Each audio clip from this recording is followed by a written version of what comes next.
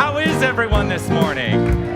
There we go. Welcome to Unity of Tucson. I'm Reverend Jonathan Zenz. I'm the minister here, and my technical things are all askew again. So, while you sing the opening song, I'm going to fix some stuff here, just so you're aware of what I'm doing back there. All right, that all aside, welcome to Unity of Tucson. We are a community that celebrates love, and that's what we're going to celebrate today. And you know who's going to help us start our celebration? Welcome, Catherine Burns. Hi, everyone. Here we go. Celebrate good times, come on. It's a celebration, yeah. Celebrate good times, come on. Well, there's a party going on right here. A celebration to last throughout the year. So bring your good times and your laughter too.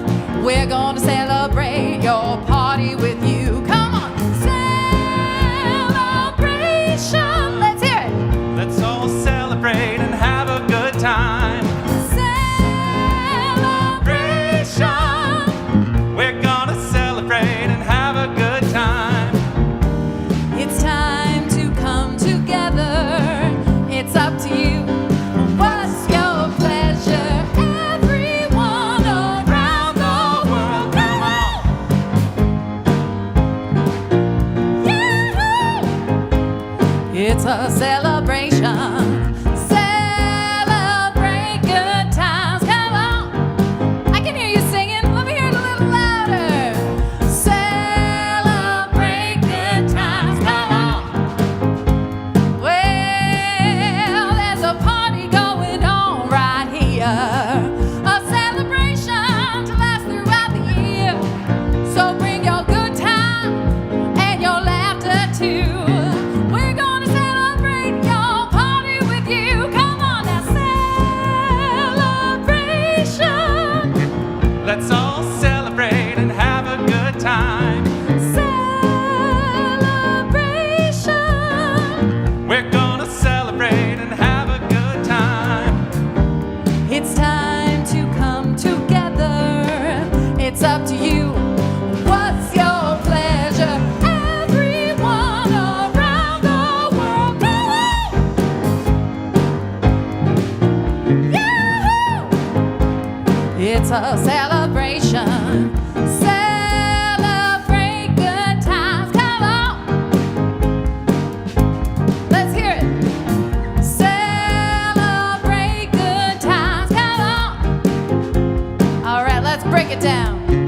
We're gonna have a good time tonight. Let's celebrate. It's all right. Everybody do the snake. We're gonna have a good time tonight. Let's celebrate. It's all right. We're gonna have a good time tonight. Let's celebrate. It's all right. We're gonna have a good time tonight. Let's celebrate. It's all right. All right, last time. Celebrate good times. Celebrate good times. Come on. One more time. Here we go. Everyone. Celebrate good times. Come on. Catherine Burns! Oh, that's a good way to start the day. Yes, it is. Yes, it is. Yes, it is.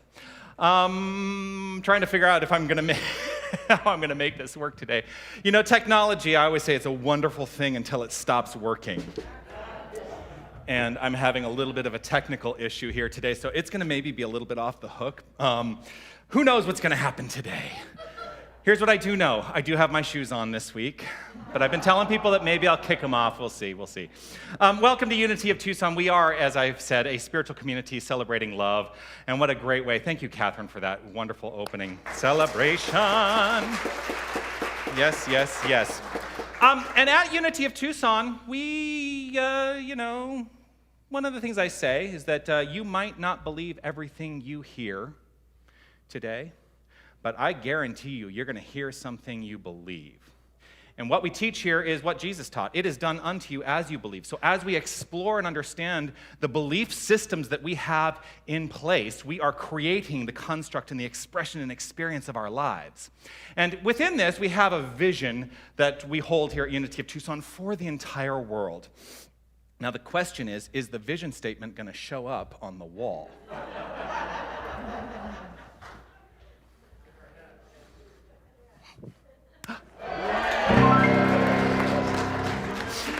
So let's say this together. This is our vision statement. We envision a world awakened to its magnificence. We absolutely envision a world awakened to its magnificence. What I understand is that our magnificence is inherent. Sometimes we do stuff to cover up our inherent magnificence, and today we're going to let that magnificence fly free. What do you say? All right. Now, this is the vision we have for the entire world, that everyone understands and expresses their magnificence, and we have a practical way to get there, and that is through our mission statement. So if you would share the words of our mission statement with me, here they are. Love only, forgive everything, remember who you are. Love only, forgive everything, remember who you are. Just taking it all in. I've got a lot of energy today. I think I ate my Wheaties. If you are joining us for the first time, okay, here's what's happening. Normally I have notes that come up here, but they're mirrored on a computer screen back here. So if I back up and I'm looking at my computer screen for my notes, that's what's happening. I'm just going to put it out there because they're not showing up there. I don't know why. But if you are joining us for the first time today, like I said, it's off the hook, so good luck. If you're online and are joining us for the first time today, we would love to know that you've decided to be with us. And oh yes, a minister without his notes is really nothing. You would think that after 10 years of doing this, I would have this down. Okay. If you're joining us for the first time today, especially if you're online, we would love to know that you've joined us. Go to unitytucson.com/connect, fill out the information there, and we will return some information to you, and grateful that you have decided to be with us in a virtual sense. If you are here in the room and are joining us for the first time today, if you are comfortable with identifying yourself, we would love for you to stand up so we can give some love to you and welcome you to this community this beautiful Sunday morning. Welcome, welcome, welcome. Grateful to have you here. Ross has some gifts for you. There are some gifts that he's going to give to you. And if you would remain standing, go ahead and remain standing, because there's something else that I would like to let you know about, and that is we have done our research. This community has done its research into the truth of you. What does that mean?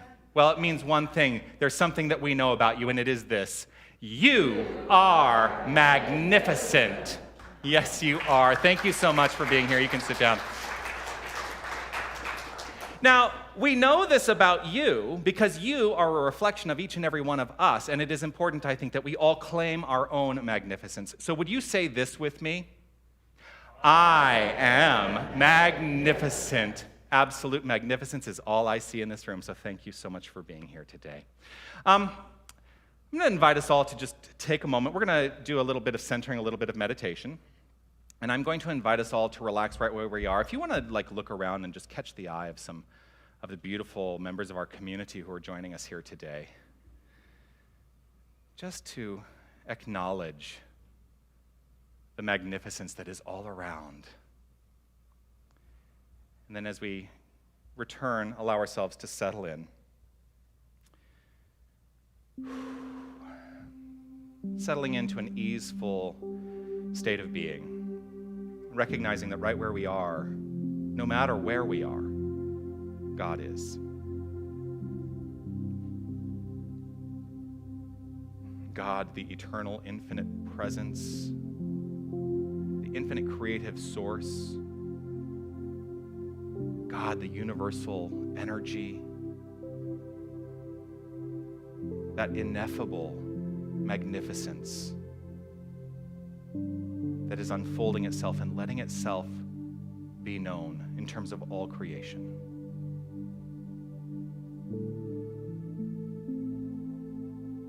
If it's safe and comfortable, if you've not already done so, feel free to close your eyes, just to allow an opportunity to turn the attention to the inner life.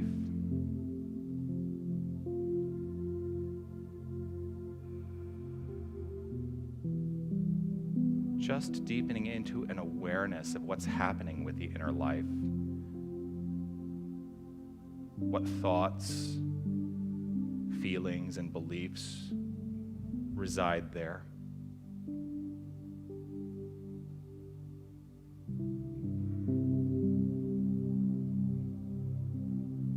Deepening into this awareness and letting go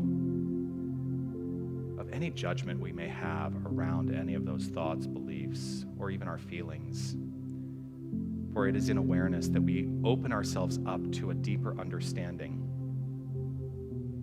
that we have the power to change what is necessary to be changed.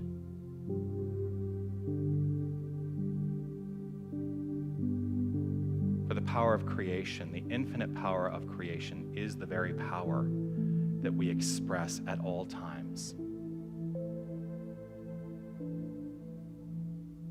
So right where we are is infinite potential. Right where we are is the wholeness of love and the expression of light.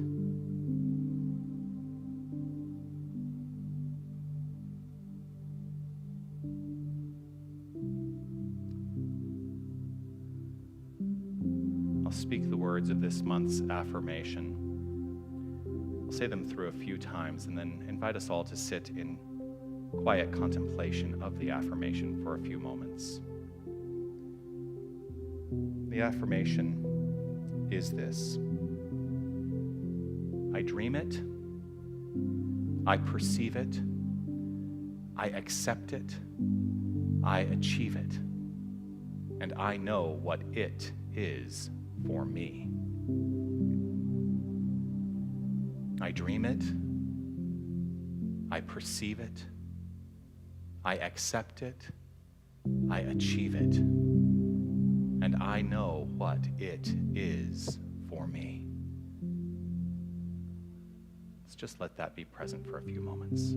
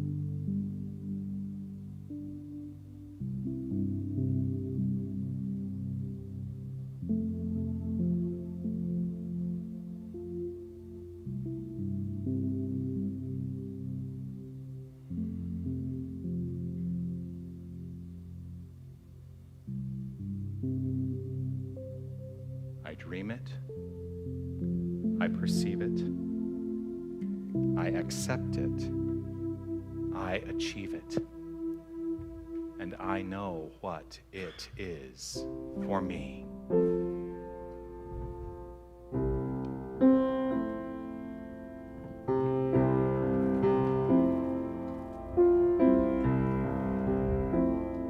So sacred, so secret, so precious, this love, so sacred, so secret.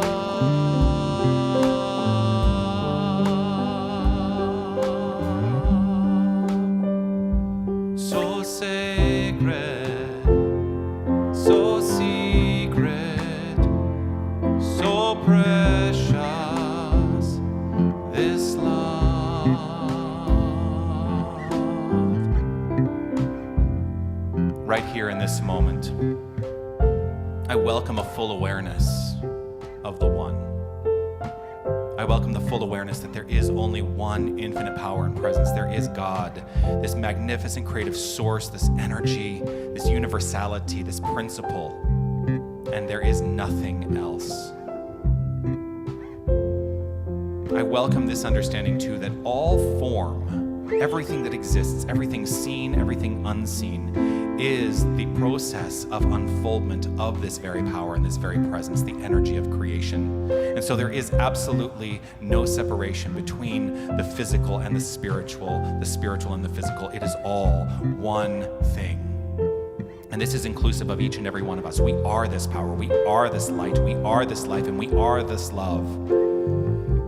We are utilizing the power of creation, the infinite power of creation, as our own at all times, whether we are aware of it or not. And so I deepen into and welcome a deepened awareness of this creative spirit at the core of each and every one of us.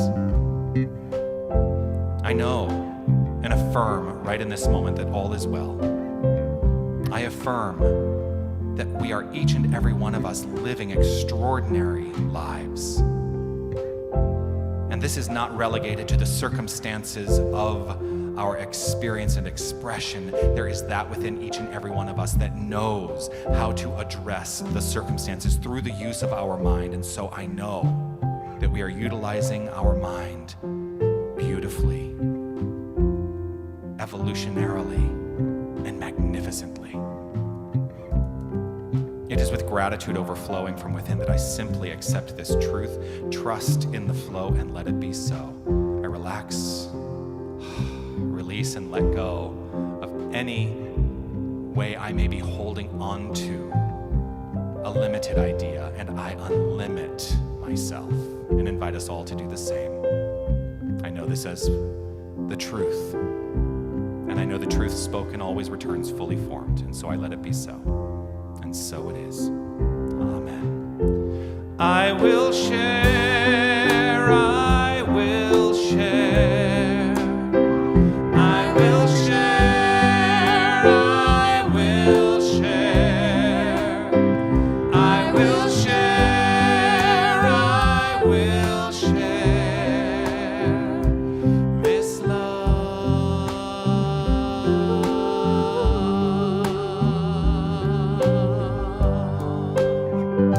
So sacred, so secret, so precious, this love. So sacred, so secret, so precious, this love, this love, this love, this love.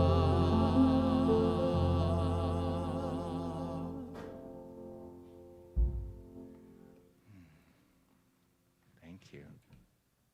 And thank you.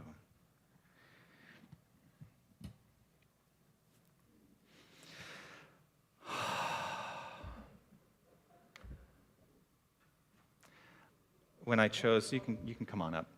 When I chose to do that song today, I actually wasn't going to say this. I said it in the rehearsal this morning. When I chose to do that song today, I didn't realize something, and that is that there was a duo that are in the New Thought movement, Lisa Ferraro and Erika Luckett. And this was a song written by Lisa Ferraro, and they recorded it, and you can get it on their CD. Does anyone use CDs anymore? But the thing that I had forgotten about and did not really come to my mind until I saw it, a reminder on Facebook this morning, is that today is the anniversary of Erika Luckett's transition. And so there was something in me that decided that was the song to be sung today, and just honoring her magnificent sacred source that has gone back to source. It's just on my mind today, so I thought I would share that with you, that she is fully present with us here today. And so are you. This is Lynn Peterson. She is our Keeper of the Flames today. How are you today? I am wonderful. I can't complain. Well, that's good. That's very good. You set yourself up for that. I did, yes. So as the keeper of the flames, she is here to light the flames of faith. What are the flames of faith? This is a ceremony that we have adopted here to honor the world traditions, the faith ideologies, and the religions that exist in our experience, and understanding that with each candle that we light, the honoring is in the understanding that each and every one of them is rooted in and flowing forth from a golden thread of love. And so that's what we're celebrating here today. So we light a candle first for the Tao, honoring the universal path of harmony and equilibrium, the natural way. We light a candle for the shamanic traditions, honoring the beliefs and practices of all indigenous peoples, the way of primal spirituality. We light a candle for Hinduism, honoring the path of knowledge, action, and devotion. We light a candle for all forms of Judaism, which there is only, well, it's so funny, again, without my notes. We light a candle for Judaism, honoring the ethical path of living by sacred law. We light a candle for all forms of Buddhism, honoring the Four Noble Truths and the path of compassion. We light a candle for all forms of Christianity, honoring the Christ consciousness as the path of love. We light a candle for Islam, with this understanding that Islam represents the submission to the divine will of love as the highest calling.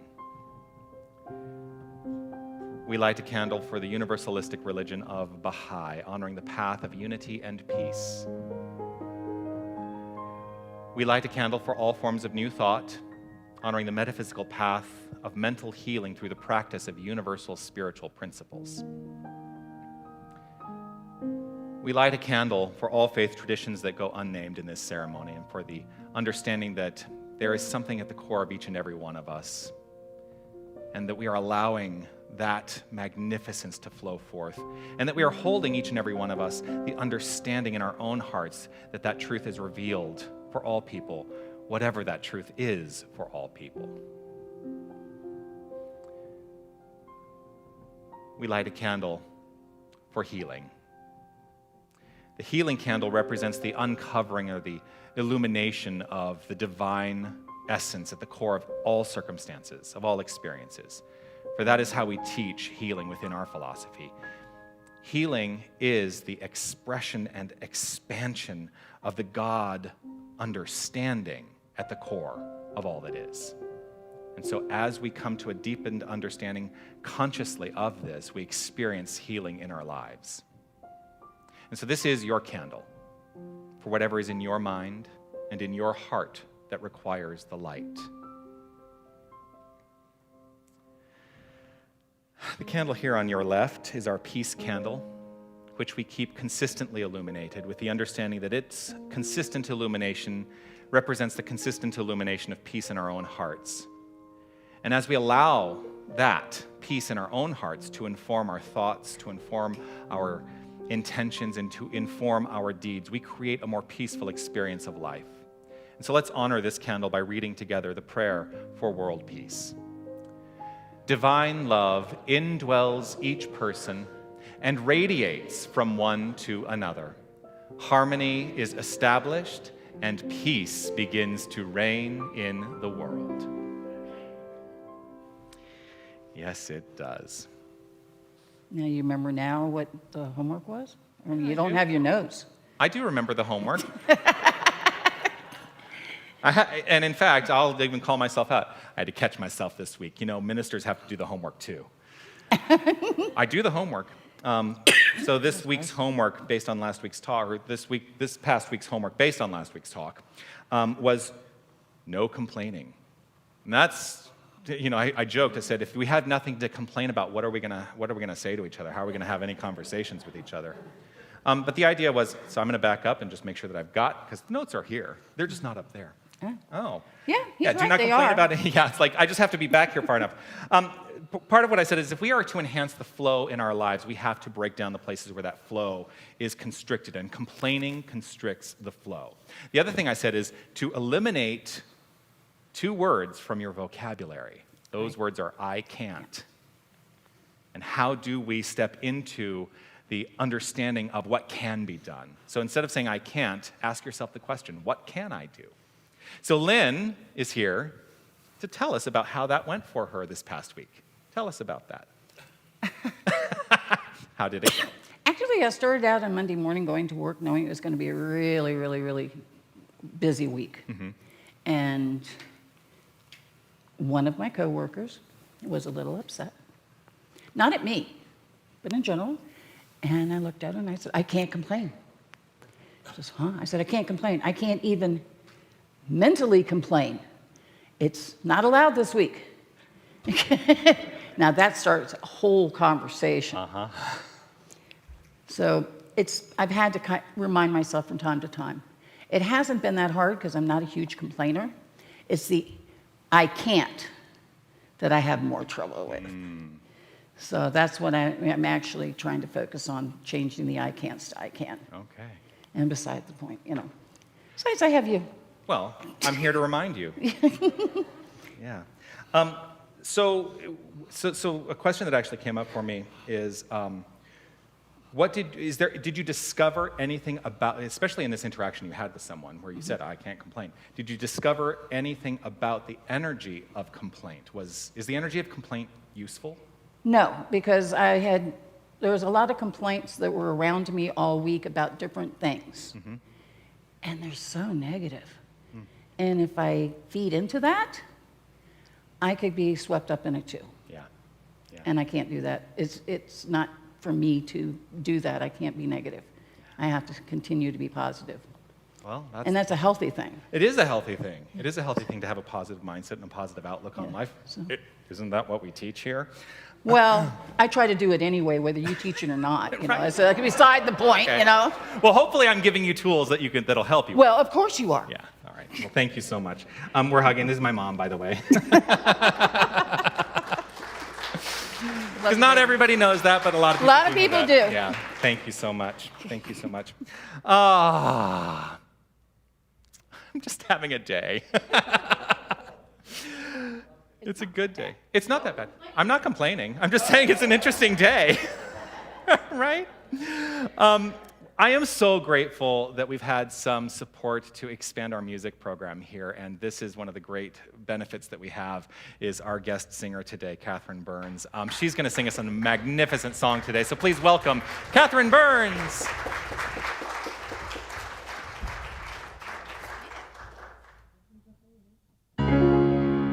Oh, sometimes I get a good feeling, yeah. I get a feeling that I never had before, no. I just want to tell you right now that I believe, I really do believe that something got a hold on me, yeah. Oh, it must be love, whoa, something got a hold on me right now, child. Oh, it must be love, let me tell you now. I got a feeling, I feel so strange. Everything about me seemed to have changed. Step by step, I got a brand new walk. I even sound sweeter when I talk. I said, oh, oh, oh.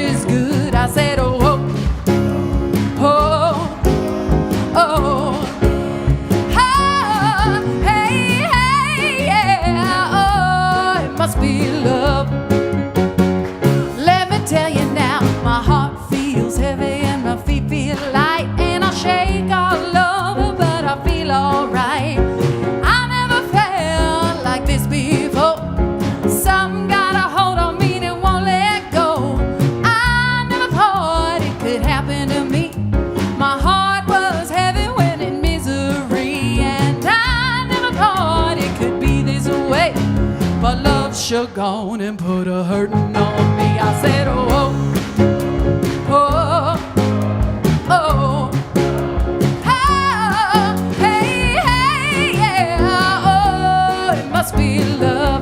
Let's do that again. Let me tell you now, my heart feels heavy and my feet feel light, and I shake all over, but I feel alright. I never felt like this before. Some got a hold on me that won't let go. I never thought it could happen to me. My heart feels heavy when in misery, and I never thought it could be this way. But love sure gone and put a hurtin' on me. I said, oh, oh, oh, oh, hey, hey, yeah, oh, it must be love. Catherine Burns! Thank you. Yay! Thank you so much. Oh. It must be rough not having any talent. I'm making some adjustments. I think this will work better, but I got to make sure that this is not an endorsement for any particular computer product, even though you can see a logo probably. All right. That makes me feel a little more comfortable. There is a musical. Some of you may know, you may understand that I come from a musical theater background, that I was a musical theater actor for a long time before I became a minister. And now I've been a minister for over 10 years now. The last show I was actually in, the last big production I was in 2011. And I miss it. I will tell you, I miss it.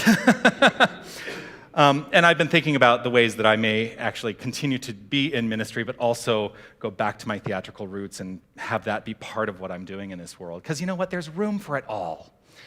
If I think that I am limited in any way, I need to get rid of that idea, because I can do it all, and so can you.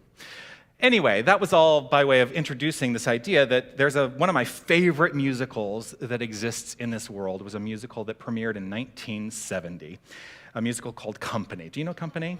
I love Company too.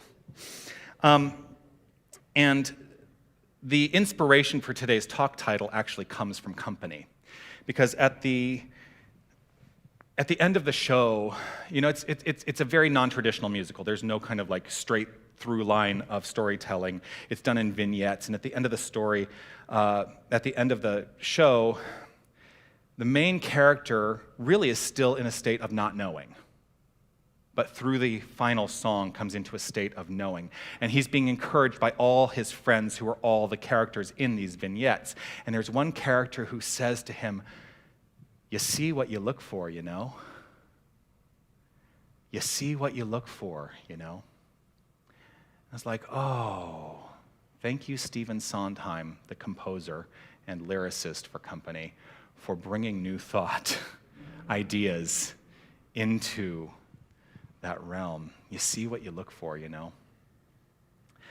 Even before I was in New Thought, that line always struck me, because I had to really step back and think about it. Oh gosh, what does that really mean? Because here's what happens. A lot of times what we do is we look at the world to determine our good. And if there's anything we're learning from Spiritual Economics, the book that is part of our Fall Renewal series, which is what we're in right now, we're in week 2 of our Fall Renewal series, is that it is not the world that we look at to understand our good. It is that which is right here within each and every one of us that we must look to understand our good. And in looking within, in allowing that which is within to unfold itself, that becomes the expression and experience of our world. That's basic New Thought. Our thoughts and beliefs create our experience. That's the fundamental teaching. In fact, we really don't teach anything else. That's it. Well, we teach that God is not some person out there, God is the infinite power of creation, that essence of creation that resides in all that is and is who we are. And that is why we claim that our thoughts and our beliefs, which are the thoughts and the beliefs of God, are creating our experience. Eric Butterworth in Spiritual Economics says one of the most important aspects of the study of truth is training the eyes to see properly. We have been conditioned to believe that life is lived from outside in. We see things out there and we react with attitudes and feelings about them. Well, here in these churches, in these spiritual centers, whatever you want to call them, we are learning to live life from the inside out. One of the important words here is react. React is an important word to understand because that is what so many people are doing. They are reacting to things that are out there. Reaction is well, it's not so good, actually. If we are living a reactive life, we may be missing our proactive life. Because if we are always living in response to, we are never actually stepping into the creation of. And so I want us all to let go of this idea that anything must be reacted to. Now, there are going to be things that show up in your experience, right? There are going to be things that show up in your experience. Anyone ever have anything that didn't show up in their experience? Think about it. Things show up in our experience. And you know, a lot of people will go, but new thought, nothing shows up that I didn't create. Well, you know what? There's this thing called the collective consciousness as well. And the collective consciousness is actively at play, and so things are showing up based on the consciousness of the collective that show up in our experience, and guess what we get to do? Not react to it, we get to decide our relationship to those circumstances and be proactive in how we move forward.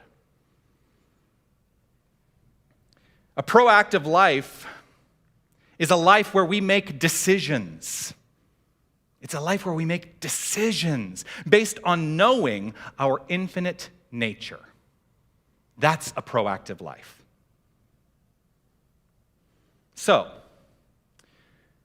the work really should become rooted this week in this question. What blind spots exist in our experience and expression of life? What blind spots do we have? That's the first question. It's a rhetorical question. I always look to Anita because she used to ask me, is that a rhetorical question? It's a rhetorical question. It's a question for consideration because as we say, hey, I want to know what those blind spots are, we put ourselves into a place of power because awareness is the key to change. As we become aware of those blind spots, we get to make decisions about how we will move forward, not from reacting, but being proactive. The physical eye. You know how the physical eye works? I'm not going to get too much into it because I'm not an eye doctor. But one thing I do know is that in the physical eye, there are actually blind spots, and you can do tests and things where you see like a dot on a piece of paper, and as you move the paper, the dot will disappear, and that's where the blind spot is in your eye. And what happens is we don't perceive the blind spots in our everyday life because what happens is the brain actually fills in the missing information. The brain fills in the missing information. Well, where does the brain get its cues? It gets its cues from the infinite mind, ultimately. The brain is a tool of the infinite mind. I like to say it's the radio receiver of infinite mind.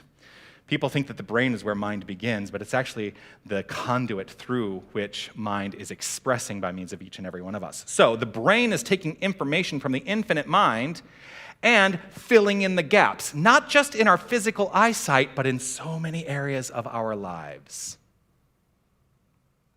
In the absence of information, we have a couple of options.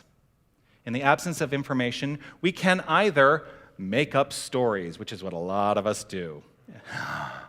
The stories aren't always rooted in a constructive way of being.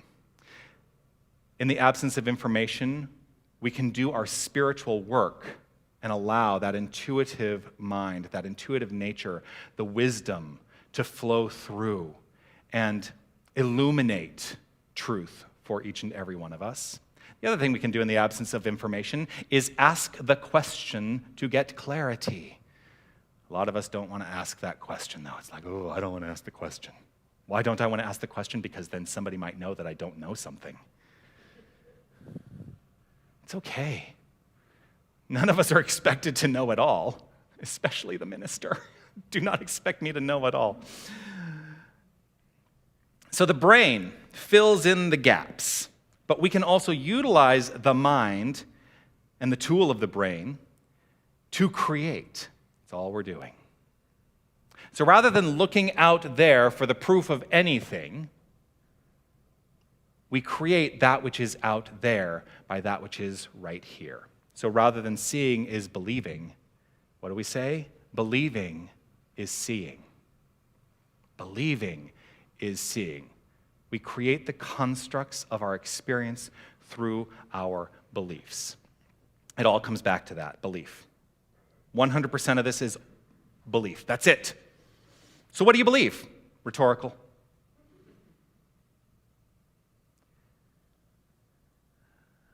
A manner in which we can address the beliefs that we have is affirmative prayer. It's the tool we teach to address the beliefs we have, the primary tool we teach within this philosophy. And affirmative prayer is actually, well, here's the thing. Prayer is happening all the time, whether we are aware of it or not, because we are 100% of the time creating the experience of our lives. Now, we can activate purposeful affirmative prayer to change the experience of our lives, but not with the purpose of changing that out there. It is about changing that which is right here, and what flows forth is that change. So, we are praying all the time, whether we know it or not. So what do you spend most of your mental energy on? Maybe rhetorical, maybe not. Gotcha. No, it is rhetorical. What do you spend most of your mental energy on? This goes down to what we talked about last week. If you are spending most of your mental energy on the activity of complaining about the way things are, why they should be some other way, you know what? You are actually keeping in your mental space, your belief system, the consciousness of that being maintained in the world of form. People are going, what the heck is he talking about? I'm going to explain it to you. It's like worry. You know worry? Do you ever worry? Worry is like praying for something that you don't want to have happen. Because here's the thing about mind. Mind does not care what you are thinking. It can't care. It does not have a personality. God does not have a personality. We are the personality of God. Expression is the personality of God. God does not have a separate personality except that which is expressing through each and every one of us. So worry is like praying for what we don't want. The infinite mind does not discern at all what is being impressed upon it. It does not make that kind of discernment. It simply creates. It is creating 100% of the time. It never ceases. It is always creating. Always, always moving along and saying, hey, yes, yes, yes, yes to this, yes to that. It's like Oprah. Yes, you get to live a magnificent life. Yes, you get to live a magnificent life. Yes, you get to live a magnificent life. Or maybe the anti-Oprah. Yes, you don't get to live a magnificent life. Or you don't get to live a magnificent life. Or you don't get to live a magnificent life. And what is the difference between the Oprah and the anti-Oprah? I never thought I'd use that in a talk.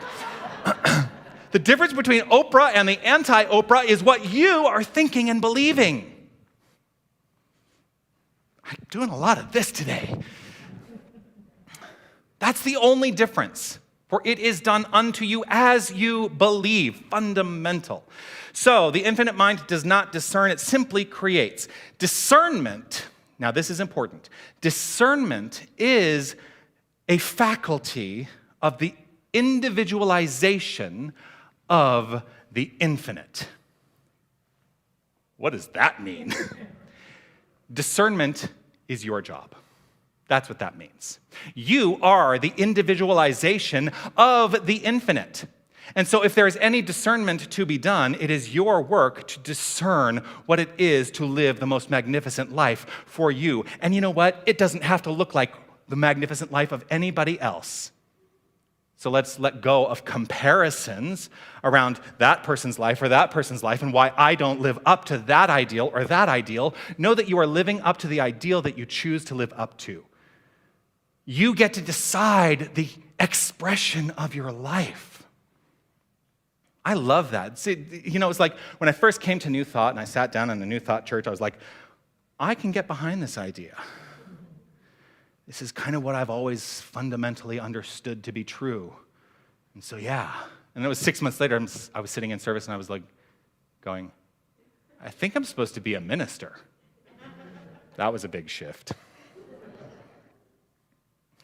Especially coming up from la la la la la. Not all musical theater is like that, especially company. Well, I know, right? It's like, well, yeah. And I've done plenty of that in my day. So here's the thing. As an individualization of the infinite power and presence that we call God, if you are not active in your discernment, you will activate the infinite to create whatever it is you have in mind, whether you call it good or call it bad. So what are you going to place your focus on? You see what you look for. You see what you look for. Our work is to place our focus on that which we would like to have happen in our experience. If you are focused on what there is to worry about, more of that's going to get served up. If you are focused on more to love in life, then more of that's going to get served up in your experience. The one thing I love about Butterworth is, actually, he is not afraid. If you've been reading the book, he'll call you out. Anyone have that experience? Boy, he calls you out. He is not afraid to call people out. So what do I mean by that? So there's this one little section of the book, Spiritual Economics, where he talks about treasure mapping. Anyone ever do any treasure mapping? You take your poster board and you go to your magazines and you cut out the pictures of all the things that you like and you put them up and you display them and it's kind of an artistic experience of creation, right? And you put it up there and he's like, that treasure mapping, no. Butterworth is like, nope. I don't necessarily always agree with Butterworth. But here's what he says. Treasure mapping does this. It becomes patently gross materialization of a beautiful spiritual law. That what's happening in treasure mapping is that we are putting so much focus on the form that we have forgotten what the source of the form is. Now, how do you make treasure mapping work? Don't make it so literal about that house in Tuscany. Know that you are equal to the most magnificent expression and experience of a loving, comfortable home wherever that takes you. It's around tapping into that which is right here. Don't make it about the material. Understand it from the point of view of the spiritual. So that's how I think treasure mapping can work. And I'm going to still do my treasure maps, even though he says that I shouldn't. But I get what he's saying, because the treasure map tends to focus on the form, on the effect, and not the cause. So let's let that go. Our work is to see from the consciousness of God. Our work is to pray as God, not to pray to God. Fundamental difference. Our work is to know who we are to such a degree that we are speaking our truth. We are speaking our word as the infinite power and presence, idealized and individualized as each and every one of us, so that is how we are creating our experience. He says this: the secret of achieving prosperity lies in so vividly keeping yourself centered in the inner focus of affluence, you literally exude the consciousness of it. The secret of achieving prosperity lies in so vividly keeping yourself centered in the inner focus of affluence that you literally exude the consciousness of it. What happens is, if you are exuding the consciousness of it, you cannot help but experience prosperity in your life. And prosperity doesn't mean just money. Prosperity means all of it, all the good that is potential being realized in our experience. There is a minister from my previous, I say my previous tradition. I'm just an amalgam of two traditions now. There's a religious science minister, Dr. Tom Costa, who I learned this from. A great way to end all of your affirmative prayers, not with just "and so it is, amen," is to say, "no matter what." You're going to get real clear on what it is you're creating if you end a prayer with "no matter what." It's this idea. If I am going to exude the consciousness of prosperity, I have to live in the frame of mind that that's what I am doing no matter what. No matter what. Part of our work is to catch ourselves. We have to catch ourselves in the act of things. So there was a roommate of mine. We were both studying. I was a couple years ahead of him in the track of spiritual studies. But we were roommates, and we were studying New Thought.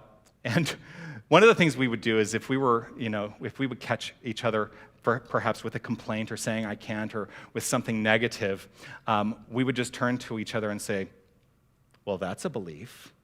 Very sarcastically, of course, because that was our nature with each other. I try not to do that as a minister now. So if you come for a spiritual counseling session with me, you're probably not going to have me sit there and go, "Well, that's a belief." I'm going to invite you to understand that belief in a different way. But it was a useful tool at that time in my life for becoming aware. It is in awareness that we are able to begin turning our minds around. Here's the point: believing is seeing. Belief sets the limit to our expression and experience of life. Belief sets the limit to our expression and experience of life. One belief that Butterworth invites us to adopt is this: you are as spiritual now as you can ever be. Some people don't like to hear that. They're like, "But I want to resonate at a higher vibrational level." That's great. Doesn't mean that you're not 100% spirit right now. We can want that different level of vibration, but the whole of who you are right here and right now, irrespective of how you are expressing it, is spirit, is God, is divine. The wholeness of you is divine. So, some people take issue with this because what they're going to do is they're going to look at it and they're going to say, "But what about this? Or what about that? What about all the ways that I don't feel spiritual or that there may be some limitation in my life?" And you know what? The challenge is this: we love to argue for our limitations. I've done that. We love to argue for our limitations. And I'm going to invite us all to let go of that idea. Let us let go of the idea that we ever have to argue for limitation, because where we are training our minds to go is that which is expansive, letting go of that which no longer works. And it doesn't have to be rooted in any philosophy. It doesn't have to be rooted in anything anybody else is saying. What it has to be rooted in is the infinite, inherent truth of being. And I think you inherently know what that is for you. And you're probably not necessarily ever going to hear me say it from up here. Because all I can say is, you create your life. That's all I'm saying every Sunday. That's all I'm saying. You create your life. What are you going to do with that information?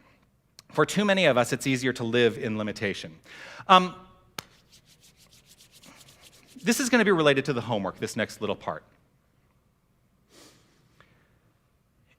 because we're studying spiritual economics, there's a thing called, in accounting, there's a thing called a balance sheet. Does anyone know what a balance sheet is? So if you don't know what a balance sheet is, I'm going to, in a very dumbed down way, try to explain to you what a balance sheet is. So on a balance sheet, you show your assets. I didn't know the quote was still up there. You show your assets. Those are the things in your life that have value. Your home is an asset. Your checking account is an asset. So we're going to talk about it in terms of those types of things right now. And then you show your liabilities, right? Those are the things that you owe, your debts. If you have a loan, that is a liability because you owe money on that loan unless you've paid it off or it's been forgiven. Anyway, when you take your assets and you counter with your liabilities, what you are left with is your equity, your value. Everyone with me so far? Okay. Because I'm just trying to explain the way a balance sheet works, because I think we all have a spiritual balance sheet. We all have a spiritual balance sheet. So if your assets outweigh your liabilities, you have higher value. If your liabilities outweigh your assets, then you have lower value. So what are some assets that we may talk about here today? What is the balance in your life like? Well, you may have liability statements in your expression and experience, things like, oh, I'm not good enough. I can't afford it. Life is hard. Those are liabilities. Now, you're also going to have assets. Things like, I am always provided for. I am a radiant light. My nature is wholeness. Increasing your assets and reducing your liabilities will enhance the value of your life. When you have a greater sense of value, you live in the true sense of prosperity. The true sense of prosperity. The true sense of prosperity, Eric Butterworth says, is spiritual well-being. That's it. That's the true sense of prosperity. How do I define that? Remembering who I am. I remember who I am. I remember who I am. And that's really the whole point. To increase our spiritual well-being. You know, spiritual economics, it does talk a lot about money. But this is applicable to every area of our life.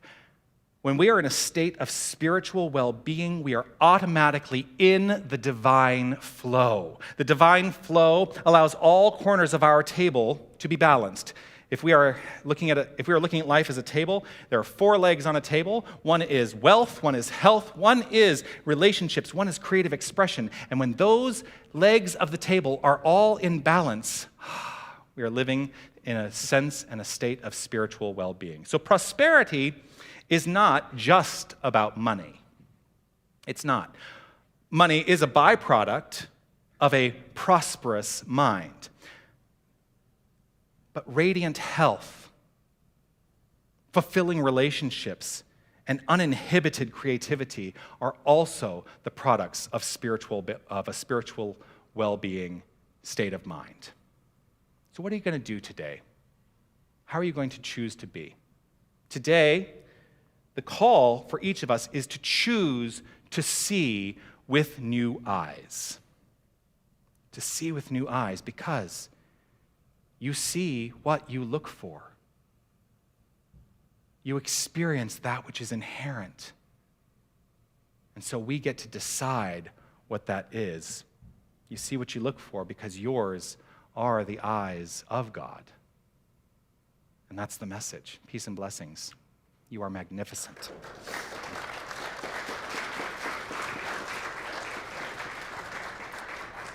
Okay, so I mentioned kind of what the homework, I hinted at the homework.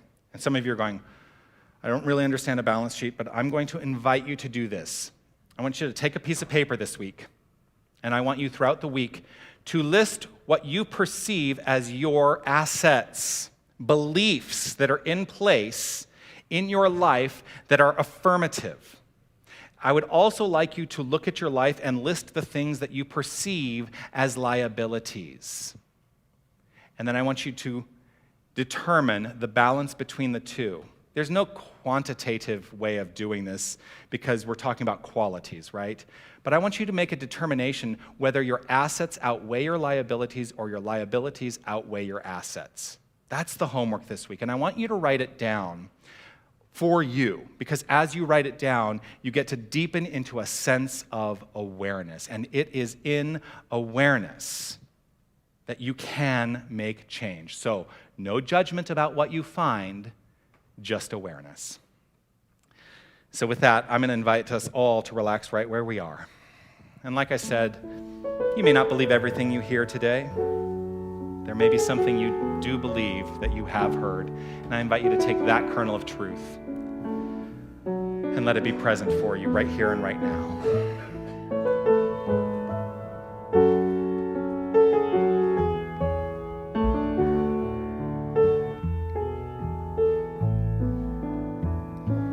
I am dropping down to the truth of who I am. I am dropping down, surrendering in love. I am dropping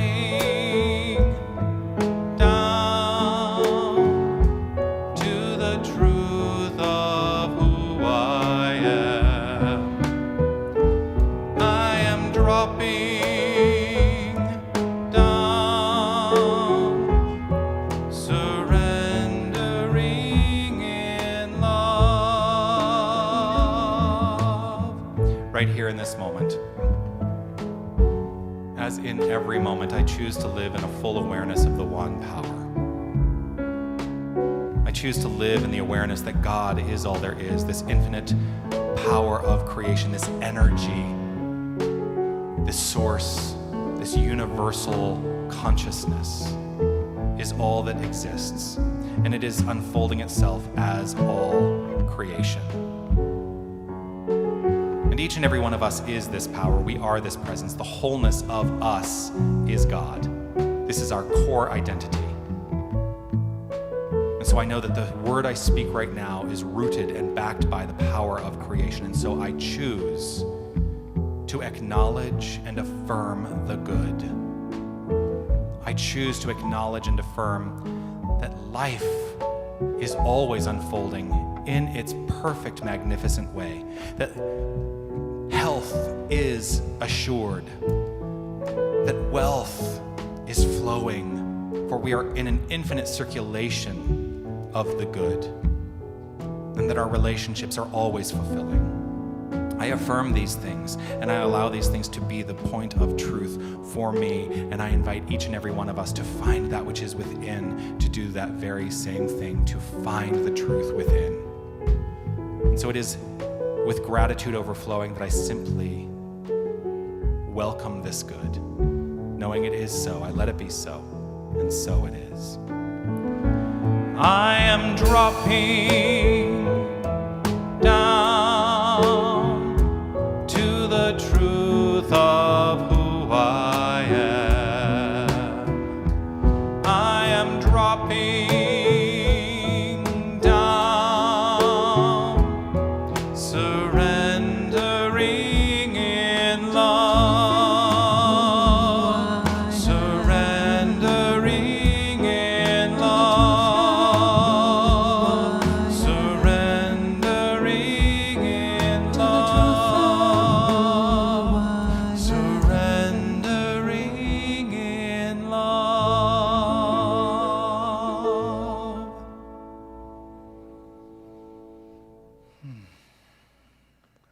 so it is. Amen.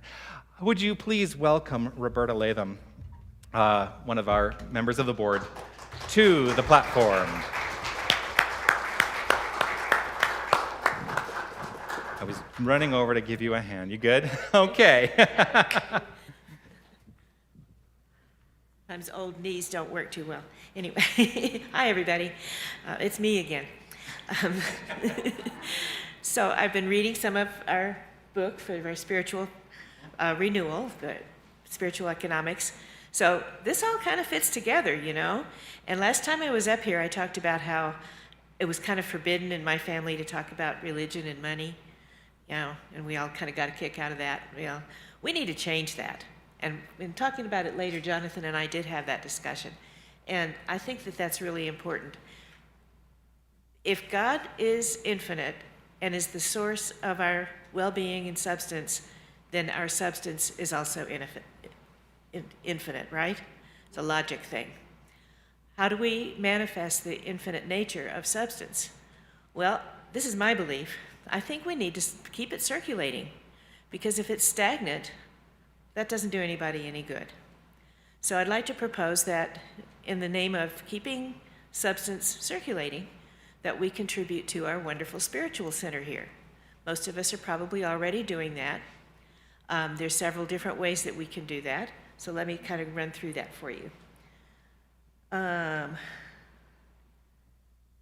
There are baskets at the end of the sanctuary, right by the door. We're not passing baskets yet because of COVID restrictions, but there are also little white envelopes in the backs of the chairs, especially if you're a first-time giver or attender. You can grab one of those envelopes, put some money in it or a check, and please do fill out the front with your name and contact information so we can credit you with your contribution and with gratitude. In person, you can give via debit or credit card in the bookstore. The Desert Light is its new name, next door. You can also do that online, or you can do it by phone during the week during office hours, if you prefer that. And I highly suggest, if you're going to be regular with this, that you do an ongoing contribution and just have it done automatically every month. Well, you don't have to worry about it. You can choose the date. When your income comes in, you can choose the amount. And you can just do it that way. And you can also do that from a checking account instead of a debit card. You can also text to give using a smartphone text Unity Tucson to 73256. And you can do it that way also. We're so high tech, aren't we? And that usually works. That usually works, right? Yeah. Okay. All right. We're also raising money for the roof, and I think Jonathan's maybe going to talk about that. I will talk about that. Okay. So there's lots of different. We have lots of needs. Let's put it that way. But needs are not a bad thing. But we can all manifest how to get those needs met, right? Right. Yes, okay. yes. Thank you. Thank you, Roberta. Let's say together the thank you. To honor our giving, let's say our divine giving statement together. I share this gift with love, conscious of the inner presence as the lavish source and substance of my supply. I am rooted in the assurance that this gift blesses Unity of Tucson, and I trust in its ever-present circulation, knowing its blessings return to me. And so it is, and so it is. A couple of things that I would like to let you know about. First of all, we have launched our pledge campaign for our 2022 budget year. There are forms that are available in the lobby. Also, you can fill out this form online by going to unitytucson.com/pledge-form, or pledge-program up there. If you are on our email list, you would have gotten the email this week, and if we sent out our third quarter statements yesterday via email, and the link is also in there. So check those things out. The value of the pledge program is that it is us asking you for what your intended investment in Unity of Tucson is going to be next year, so that the board and I can make appropriate decisions around how we get to grow and thrive in 2022. It is a magnificent tool for us to grow this church, but we need to know from you what your intention is to help facilitate that. So please do fill out a paper form or complete the form online. This is not, you can set up automated giving through this, but you're not required to do automated giving if that is your preference. Automated giving helps though, because it really does, it happens whether you're here or not, and we are grateful for that. So that's that. Yes, Tai Chi with Monk continues on Tuesdays and Thursdays at 6:30 p.m. in Room A. Gentle Yoga with Lynn, normally on Mondays at 9:30 a.m. I just saw she put a sign on the door yesterday. She will not be leading yoga tomorrow. She's going to be out of town. So next week, we'll be back to Gentle Yoga with Lynn. Another thing that's happening this week is now I know you're all like, well, you were just gone for 10 days. And the offices were closed, yes. The offices are going to be closed on Tuesday and Wednesday this week. Why? Because I made a last-minute decision to go to the Southwest Regional Conference for Unity Ministries, which is going to be up in Phoenix. So I'm driving up there tomorrow. I will be there all day Tuesday and all day Wednesday. And until we find an administrator, it's hard for me to be in Phoenix and keep the offices open. So the offices are going to be closed. On that line, too, and I know that I'm spouting a lot of information at you real quickly. On that line, too, when we moved to having the offices and the bookstore open on Saturdays, I was doing that as an accommodation for our former administrator. And Saturdays was the only day that my husband and I had off at the same time. So until we can replace our administrator, I'm closing on Saturdays so that I can spend time with my husband every week. I think you'll all understand why. And we are going to be putting out the search for a new administrator. We're working on the job description and all of that, and we've got some ideas about what that's going to look like. We do have some temporary help that's going to be helping out in the interim, so although there's more to know about that. But until further notice, the offices will be open Tuesday, Wednesday, and Thursday. And the bookstore is open at the same time. Also, the bookstore is open on Sundays as well. Did that all make sense? I'm just yammering away. Okay. Our 80 by 80 roof fund continues. We are collecting money. We just surpassed $50,000. We are looking to raise $80,000 to replace the roof on Unity of Tucson's building. If you're in the room, you can look up and you can see where we had water damage up there because our roof is not sufficient, and we're going to keep working on it. We have bids, and we're going to get this roof replaced as quickly as we can. With all the work that roofers are doing right now, it may be a while still, but we'll work out those details. If you would like to give to the roof fund, please, if you're online, you can choose that particular fund. If you're in the room, all you have to do is write on your check or on your giving envelope that you're giving to the roof fund, and then it gets directed to that place. What else do I have to tell you? Next Sunday is Halloween. Feel free to dress accordingly. I have a plan for what I'm going to wear. So it's okay to have fun, and you can have fun in church. So I'm going to encourage us, let's all come in costume of some sort next week.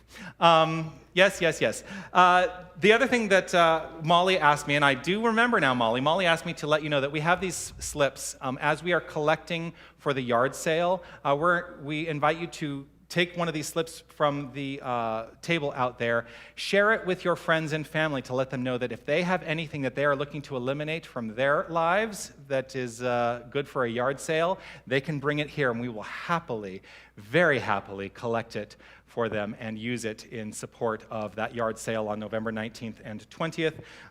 All the proceeds from the yard sale are going to support the roof fund. So please grab one of those.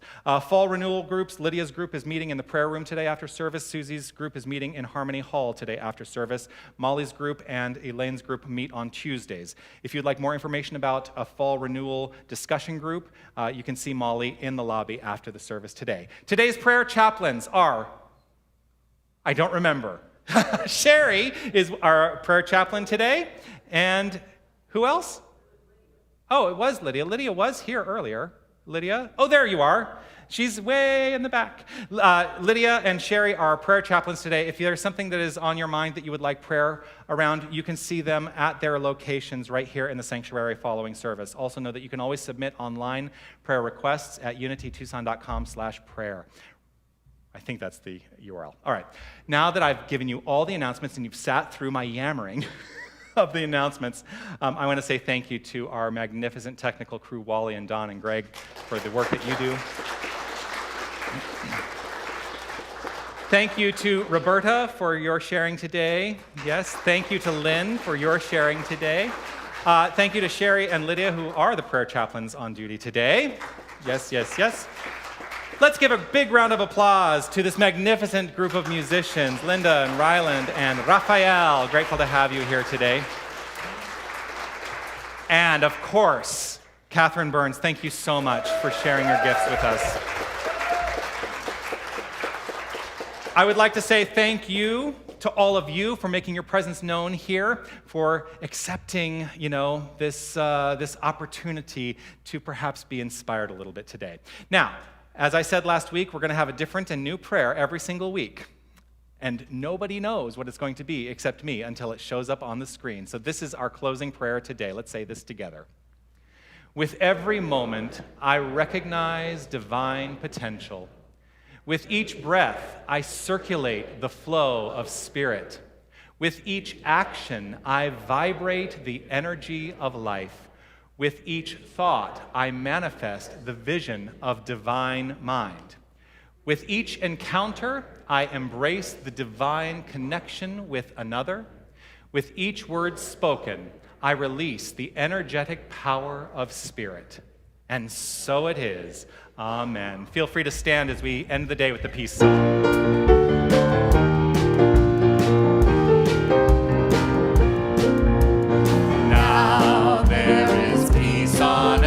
For it has begun with me. Now there is peace on earth, a peace that was meant to be. With God as Creator, family all are we. Now we walk with each other in perfect harmony. Peace has begun with me, and this is the moment now. With every breath I take, this is my joyous vow, to take each moment and live